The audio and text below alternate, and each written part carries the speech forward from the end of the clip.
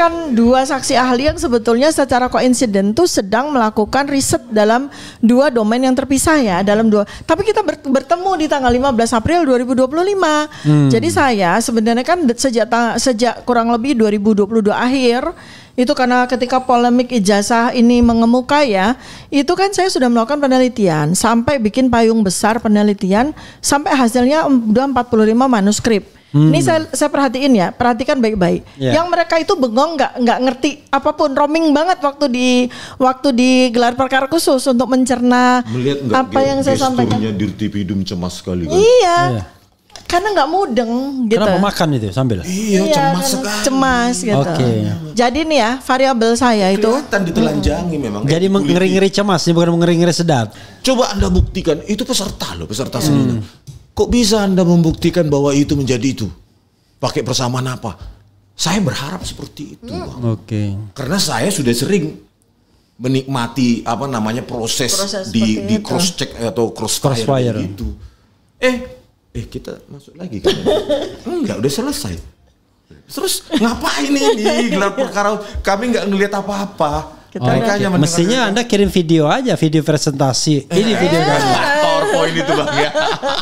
Kita udah siapin 7 hari 7 malam masalahnya. Bayangin aja 45 manuskrip udah saya siapin kan. Tapi saya pikir baru 5 menit aja mereka kayak wajahnya roaming gitu ya. Iya. Apalagi wajahnya Dirtipidum. Ini sempat melirik saya kan bilang, ampun bang jago.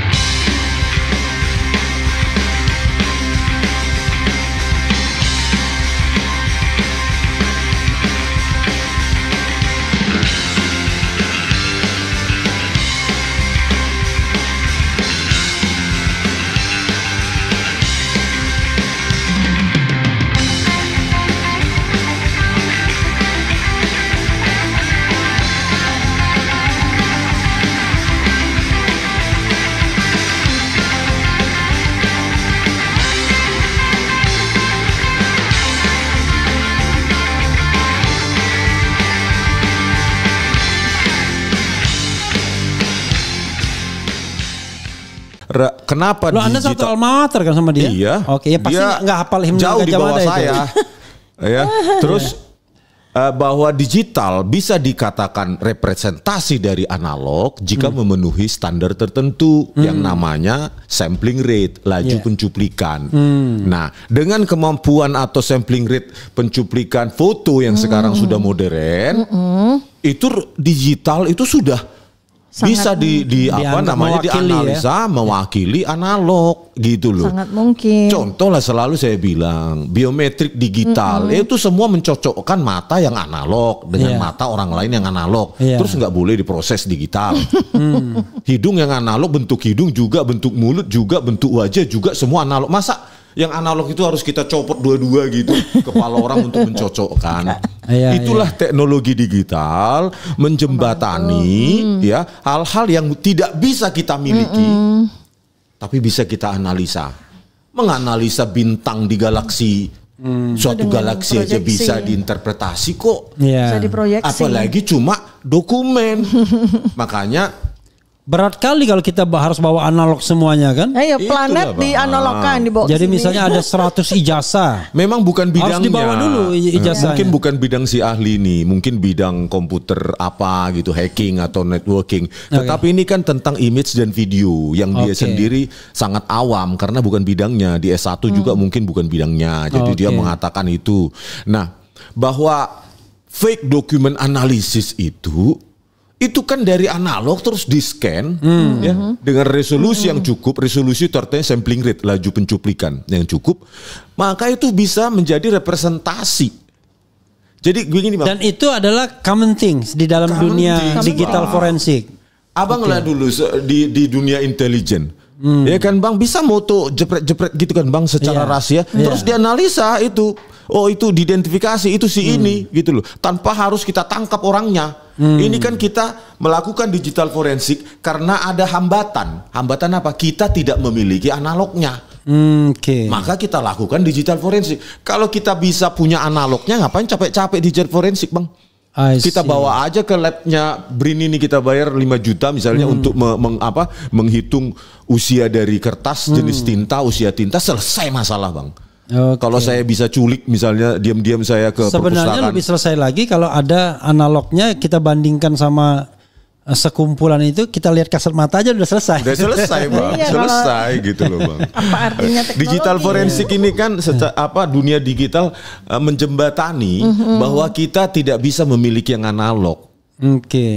Kita tidak punya wewenang misalnya. Tetapi digital itu adalah representasi dari analog ketika memenuhi standar tertentu, yaitu sampling rate. Kalau dalam dunia image yaitu resolusi. Gitu, Bang. Jadi sudah komplit sebenarnya. Apalagi kalau kita pakai untuk mencocokkan wajah yang ada di ijazah Jokowi. Ini memang agak kuper sih mungkin karena nggak bidangnya. Kudet. Oke. Bidangnya gitu. Bro Rizwan, kita lakukan pergantian pemain. Ntar dulu saya tambahin dulu. Mau tambahin dulu? Bentar. Kok pendek kali? Jangan, saya masih tambahin dulu, pendek? masih pendek. Masih pendek? Ini mau cerita banyak kok dipotong-potong sih. Saya tadi Ntar dulu, ya. Enggak. Mau ke Saya Jam berapa? ya, dia 5. beliau kompas dulu. Kalau gitu lanjutkan dulu. Rupanya Dr. Rizwan beta kali sama Dr. Tifa. Enggak, ini kan masalah ilmiahnya. Gitu loh. Betapa gini loh, Bang. Saya lihat ya, jangan santai lah. Kau tidak akan ribut sama istri. Enggak, Bang, maksudnya gini, Bang.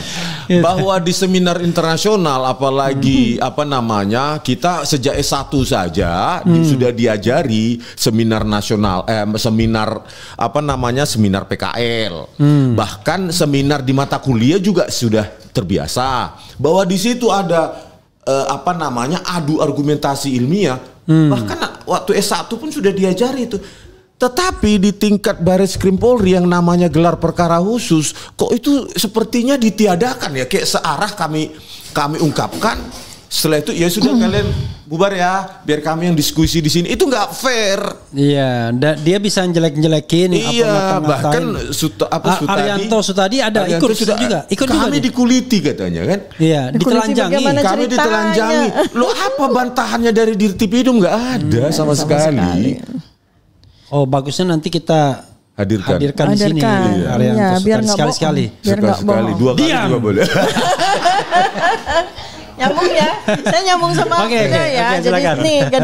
Jadi ini kan 2 saksi ahli yang sebetulnya secara koinsiden tuh sedang melakukan riset dalam 2 domain yang terpisah ya, tapi kita bertemu di tanggal 15 April 2025. Jadi saya sebenarnya kan sejak kurang lebih 2022 akhir itu, karena ketika polemik ijazah ini mengemuka ya, itu kan saya sudah melakukan penelitian sampai bikin payung besar penelitian sampai hasilnya udah 45 manuskrip. Ini saya perhatikan baik-baik. Yang mereka itu bengong, nggak ngerti apapun, roaming banget waktu di gelar perkara khusus untuk mencerna apa yang saya sampaikan. Gesturnya Dirtipidum cemas sekali kan? Iya.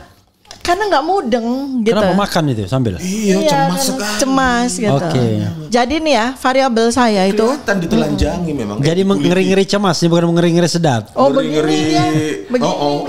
Iya, oke, silakan. Ya, jadi saya itu variabel yang saya teliti ya, itu psikofisiologis. Ini ilmu saya nih, psikofisiologis. Jadi dari bagaimana cara kerja otak itu mempengaruhi fisiologi seseorang. Raut muka. Iya, itu ya. Kemudian ekspresi mikro, kemudian simulasi naratif. Bahaya juga sama Dokter Tifa kalau kita kalau kita memandang dia lama, ketahuan kita.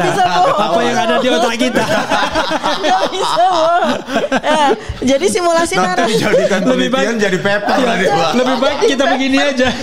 Baru begitu aja jadi paper 1. Jadi simulasi naratif artinya gini, apa yang ada pada pikirannya, kemudian ekspresi mikronya itu akhirnya ternyata membuat dia melakukan narasi-narasi tertentu, gitu ya. Nah, itu yang disitulah kemudian terjadilah sebuah kajian yang multidimensional. Nah, terus jadi misalnya gini, contoh aja gini. orang itu misalnya saya nggak ngomong ini Joko Widodo atau siapapun ya. Iya. Jadi dia itu diberikan sebuah skenario bahwa dia dulu pernah jadi mahasiswa, kemudian dia lulus dari sebuah universitas, gitu kan? Itu kan sebuah skenario di mana dia itu tidak pernah menjadi mahasiswa itu, bahkan tidak pernah memiliki ijazah itu, tapi dia harus matching kan? Oke. Dia harus matching kan? Nah, itu selamanya secara psikofisiologis nggak akan pernah bisa matching. Kalau kita bandingkan dengan orang yang benar-benar mahasiswa di situ, benar-benar wisuda di situ, menerima ijazah di situ, itu kita akan bisa perbandingkan psikofisiologisnya. Kita bisa bandingkan ekspresi mikronya dan kita bisa bandingkan simulasi narasisnya. Jadi bagaimana dia bisa bercerita. Kalau seandainya ada yang sangat pintar, sampai dia tuh apal banget skenarionya, itu pun masih bisa dibedakan secara research base gitu ya, dengan menggunakan data science, dengan orang yang benar-benar kuliah di situ, benar-benar dapat wisuda di situ, benar-benar dapat ijazah di situ. Walaupun si orang yang pertama itu benar-benar skenario mirip, benar-benar dia sangat hafal. Apalagi dengan orang yang dikasih skenario tapi nggak hafal-hafal. Untuk menghafalkan jurusannya aja dia nggak hafal-hafal, salah melulu misalnya gitu. Untuk bercerita bahwa dia kuliah di satu tempat, kemudian dia nongkrong untuk menunggu jam kuliah berikutnya aja dia salah melulu. Itu kemarin tampilkan juga loh bahwa tahun 77 yang tahun 77 kelulusan tahun 77 Fakultas Kehutanan UGM itu ada jurusannya loh. Jelas. Oke, di ijazah ya. Di buku alumni. Oh, di buku alumni. Iya, yang dari Leiden University itu yang Suryadi, Dr. Suryadi. Jadi tahun 77 pun udah jelas jurusan mereka. Dan pasti hafal lah orang yang benar-benar kuliah. Ini yang nggak pernah ada disebutin kan berarti ngarang gitu. Iya. Jadi itulah namanya simulasi naratif. Kita bisa membandingkan bagaimana narasi seseorang yang benar-benar kuliah, benar-benar wisuda, dia hadir sama orang yang diberikan skenario. Nah, itulah kajian saya. Kemudian dari ekspresi mikro, kita butuh ilmunya dari Dr. Ismon dan Dr. Roy ya. Dari ini misalnya kita mau menguji studi ekspresi mikro dengan menggunakan facial action coding system, ya kan, neurocognitive load mapping, narrative inconsistency mapping, AI face matching, frame avoidance index. Nah, ini kan bukan bagian saya, ini bagiannya beliau. Jadi ini kita akan sambung. Nanti akhirnya menghasilkan simpulan verbal dan naratif, menghasilkan simpulan biometrik visual, menghasilkan respons yang cocok antara foto-foto, antara jejak digital yang lain dengan ekspresi mikro maupun naratif sekarang.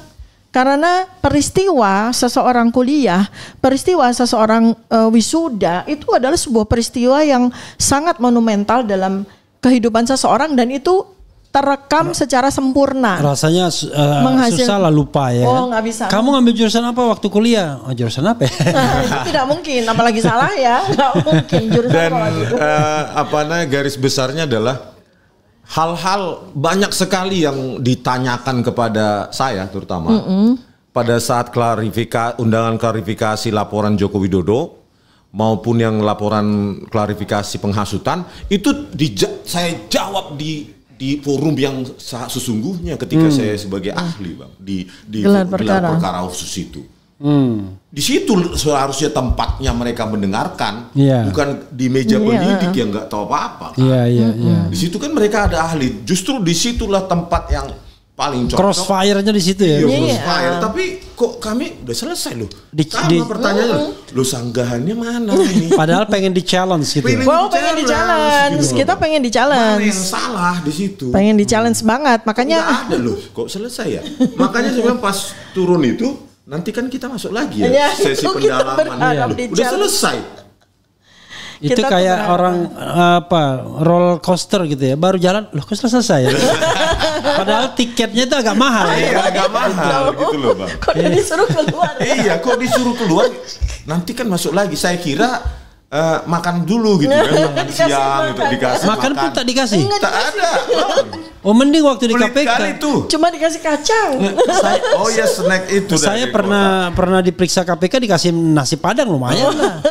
Kami kira sesi itu akan berlanjut. Kami dengarkanlah ini ahli-ahli dari Bareskrim yang katanya punya 7 ISO orang. internasional. Katanya 7 ahli kan, kita siap-siap pengen. nih. Mantap ini, gitu. Loh, selesai. Padahal maunya kan muncul yang dari analog yang foto. Ini kami lihat sudut kemiringannya, kami lihat pokoknya gambar. gitulah, pakai ilmu yang berbeda gitu. Ya enggak terkait kriminal lah ini ya. Seminar internasional aja saya pernah di Spain, di Spain, Jerman, Prancis dan lain-lain. Itu seminar di ruang kecil gini kan Bang, dikasih session gitu. Seluruh peserta itu menanya dan men-challenge. Oke. Hanya gitu bukan sekedar tanya, challenge. Coba Anda buktikan, itu peserta seminar. Kok bisa Anda membuktikan bahwa itu menjadi itu? Pakai persamaan apa? Saya berharap seperti itu, Bang. Karena saya sudah sering menikmati proses di cross check atau crossfire gitu. Kita masuk lagi kan? Enggak, udah selesai. Terus ngapain ini gelar perkara? Kami nggak ngelihat apa-apa. Mestinya Anda kirim video aja, video presentasi. Ini video kami. PowerPoint itu Bang ya. Kita udah siapin 7 hari 7 malam masalahnya. Bayangin aja 45 manuskrip udah saya siapin kan. Tapi saya pikir baru 5 menit aja mereka kayak wajahnya roaming gitu ya. Iya. Apalagi wajahnya Dirtipidum. Ini sempat melirik saya kan belakang, ampun bang jago. Raharjo Puro ya. Katanya Pak Sutadi, di sana pakarnya hebat-hebat. Gini. Loh, kan kalau katanya nggak dipertontonkan atau dipertunjukkan bagaimana mereka men-challenge argumen kami, ya mitos dong jadinya. Harusnya di situ dong ditunjukkan ahli-ahli mereka gitu. Ya, walaupun ditunjuk ahli mereka, tapi ini dekat. Oh, gitulah Bang. Jadi bagaimana kami bisa mengetahui hasil sementara proses itu buta? Proses pengambilan keputusan mereka itu buta, gelap. Jadi bisa dibilang harus dipaksa menerima hasil mereka nanti. Jadi formalitas saja. Makanya nanti kita coba challenge lagi, apalagi yang setelah ini bisa kita lakukan. Karena terkesan dari pengacara Jokowi mengatakan kan sudah dipenuhi. Jadi kesannya seakan-akan seperti itu tuh. Kata Kompolnas hadir pula katanya UGM. Iya. Benar nggak ada. Terus, atau kita nggak recognize. Takut sekali sih hadir bersamaan begitu UGM loh. Levelnya kan dia nggak salah, UGM itu kan Roy Suryo kan, Rismon Sianipar, Dr. Tifa kan UGM dia. Bukan perwakilan Mbak. Maksudnya kenapa sih head to head gitu? Oh, apa yang kita pertanyakan nilai D misalnya kok bisa lulus, KKN-nya benar tahun berapa? Karena tanggal 15 April kan kami tanyakan belum ada dokumen KKN.